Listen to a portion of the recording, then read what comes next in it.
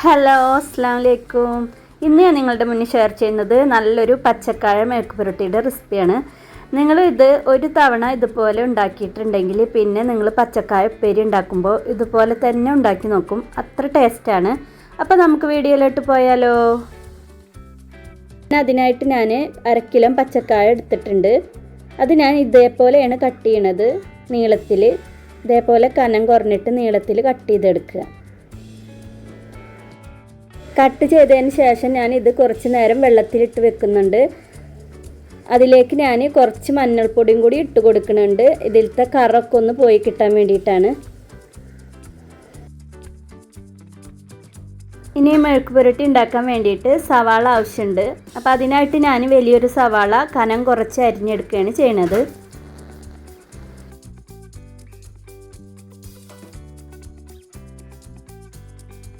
ഇപ്പോൾ സവാള എല്ലാം കട്ട് ചെയ്ത് എടുത്തിട്ടുണ്ട്.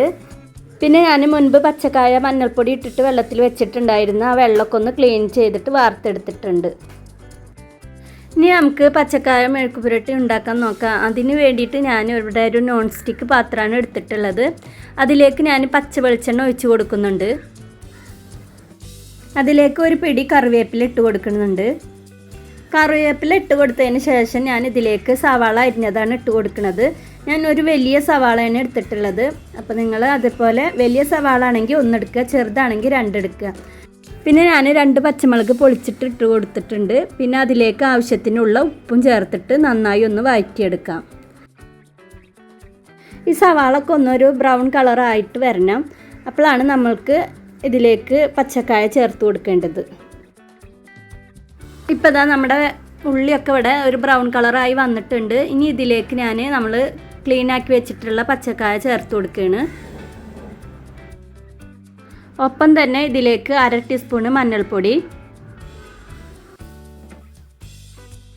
1 ടീസ്പൂൺ മുളക് പൊടി, ഇതെല്ലാം കൂടിയിട്ട് നന്നായി ഒന്ന് വഴറ്റിയെടുക്കാം. പിന്നെ പച്ചക്കായക്ക് ആവശ്യമുള്ള ഉപ്പും കൂടി ചേർത്ത് കൊടുക്കാം.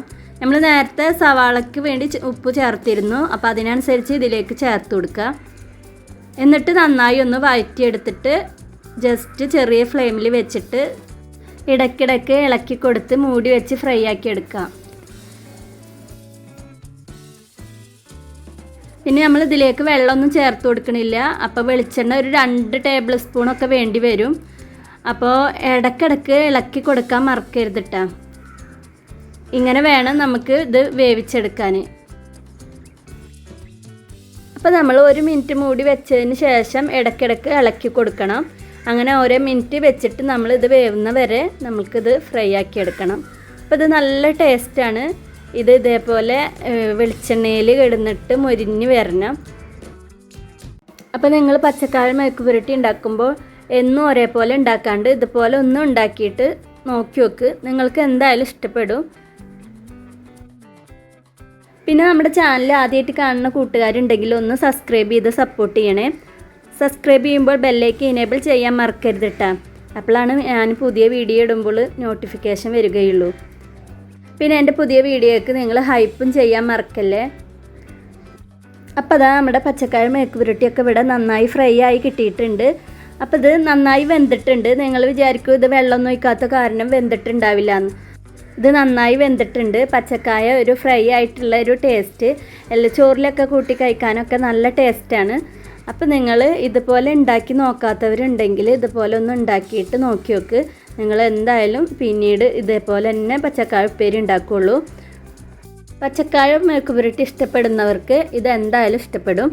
അപ്പോൾ ഇത്രയേ ഉള്ളൂ ഇന്നത്തെ എൻ്റെ വീഡിയോ. ഇഷ്ടപ്പെട്ടെങ്കിൽ ലൈക്ക് ചെയ്യുക, ഷെയർ ചെയ്യുക, സബ്സ്ക്രൈബ് ചെയ്യുക. സബ്സ്ക്രൈബ് ചെയ്യുമ്പോൾ ബെല്ലേക്ക് ഇനേബിൾ ചെയ്യാൻ മറക്കരുത് കേട്ടോ. അപ്പോഴാണ് ഞാൻ ഇടുന്ന വീഡിയോയ്ക്ക് നോട്ടിഫിക്കേഷൻ നിങ്ങൾക്ക് എത്തുകയുള്ളൂ. പിന്നെ ഹൈപ്പും ചെയ്യണേ. അപ്പോൾ ഇൻഷാ അല്ലാഹ് നല്ലൊരു വീഡിയോയുമായി നെക്സ്റ്റ് വീഡിയോയിൽ കാണാം. അസ്സലാമു അലൈക്കും.